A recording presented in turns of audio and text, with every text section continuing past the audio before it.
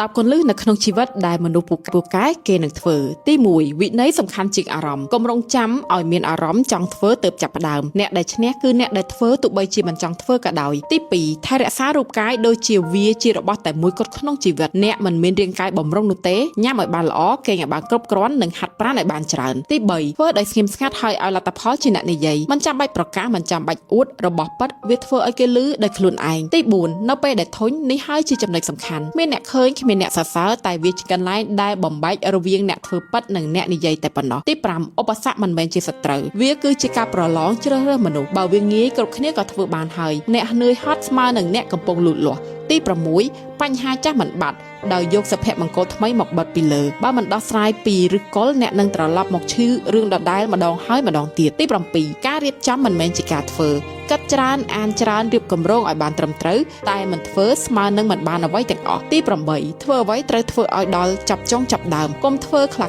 ព្រោះវាមិននាំឲ្យអ្នករីកចម្រើនទៅណាទេទី9វិន័យស្មើនឹងសេរីភាពពិតគ្មានវិន័យអារម្មណ៍នឹងគ្រប់គ្រងជីវិតអ្នកតែប្រសិនបើអ្នកមានវិន័យអ្នកនឹងគ្រប់គ្រងជីវិតខ្លួនឯងទី10ចាប់ផ្ដើមថ្ងៃនេះមិនមែនថ្ងៃក្រោយកុំរងចាំឲ្យរួចរាល់ចាប់ផ្ដើមឥឡូវនេះហើយរៀនក្លាយជាមនុស្សល្អជាងមុននៅតាមផ្លូវរបស់អ្នកមិនមែនអ្នកឆ្លាតជាងគេដែលជាអ្នកឈ្នះនោះទេតែជាអ្នកដែលមានវិន័យនិងអ្នកធ្វើពិតជាបន្តបន្ទាប់